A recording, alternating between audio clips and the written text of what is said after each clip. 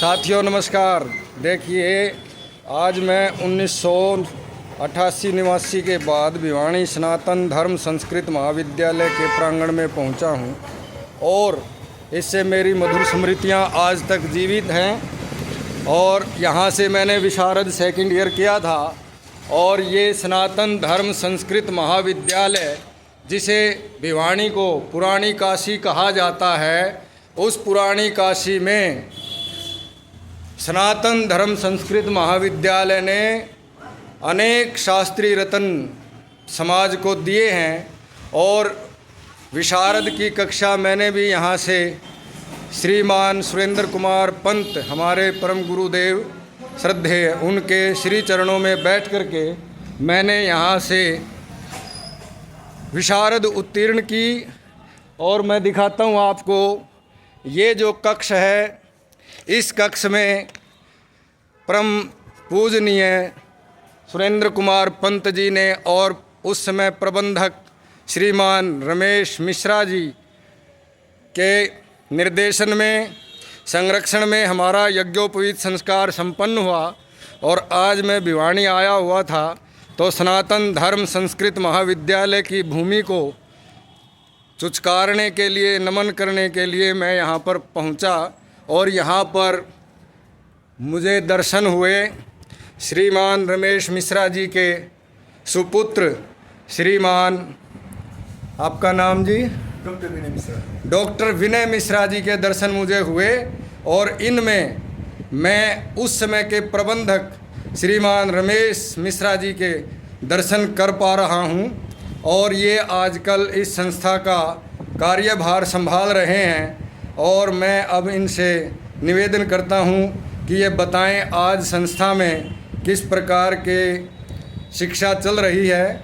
शास्त्री के बच्चे कुछ पढ़ रहे हैं और विद्यालय में या महाविद्यालय में आधुनिक शिक्षा प्रणाली का भी कुछ श्री गणेश हुआ है या किस रूप में आज संस्था सेवा कर रही है। मैं इनसे निवेदन करता हूं कि ये बताएंगे। आदरणीय डॉक्टर विनय मिश्रा जी, बताइए सर। सभी हमारे सब्सक्राइबर को आप बताइए अपने मुखारविंद से। सभी संस्कृत के अनुरागियों को मेरा सत सत नमन। नमन सर।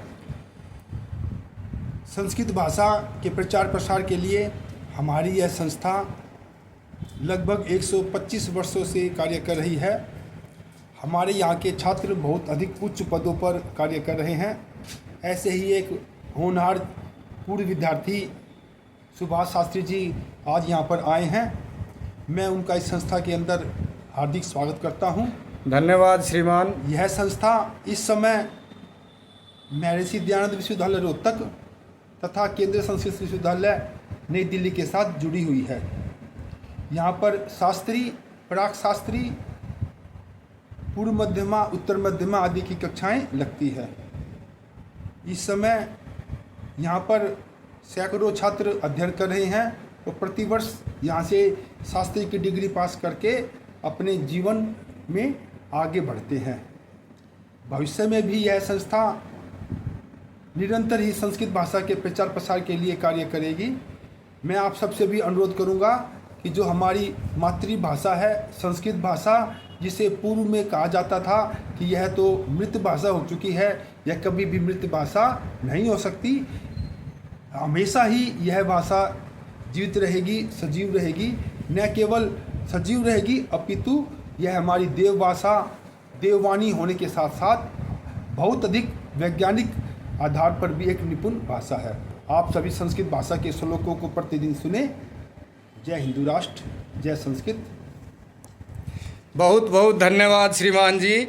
और जिस प्रकार से आपने हमारे सब्सक्राइबर को संस्कृत पढ़ने के लिए प्रेरित किया, तो मैं भी उनसे निवेदन करता हूं और अभिभावकों को भी ये सुझाना चाहता हूं कि हम अपने बच्चों में अच्छे संस्कार चाहते हैं, लेकिन संस्कृत को पढ़ाना नहीं चाहते। ये बड़ा दुर्भाग्यपूर्ण है। यदि संस्कार चाहते हो तो संस्कृत भाषा का सम्मान करना होगा और संस्कृत की शरण में जाना होगा, क्योंकि जिसके मूल में ही संस्कार हैं, संस्कारों से ही बनी हुई भाषा को कहते हैं संस्कृत। इसलिए संस्कृत नहीं पढ़ाओगे तो संस्कार कहाँ से पाओगे? संस्कार पाने के लिए संस्कृत को पढ़ना जरूरी है। यदि अपने बच्चों से सेवा कराना चाहते हो, श्रवण कुमार की जैसी आज्ञाकारिता उनमें चाहते हो, भरत जैसा भ्रातृ प्रेम चाहते हो, आदर सम्मान चाहते हो, श्री राम जी जैसी आज्ञाकारिता चाहते हो, आत्मीयता चाहते हो, सम्मान चाहते हो, तो इन सभी सद्गुणों का, संस्कारों का अपने बच्चों में विकास करने के लिए हम सभी को संस्कृत पढ़नी पड़ेगी, पढ़नी पड़ेगी, पढ़नी पड़ेगी।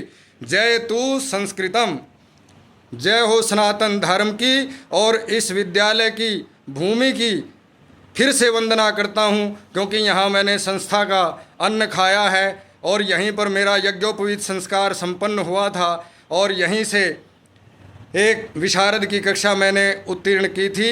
आज भी मधुर स्मृतियाँ सजीव हो उठी हैं और हम परमात्मा से फिर प्रार्थना करते हैं कि ये सनातन धर्म संस्कृत महाविद्यालय फिर से दिन दुगनी रात चौगुनी उन्नति करता रहे और डॉक्टर विनय जी के नेतृत्व में ये संस्कृत समाज की सेवा संस्था इसी प्रकार से करती रहे और होनहार संस्कृतज्ञों का विकास यहाँ पर करती रहे। जय तु संस्कृतम।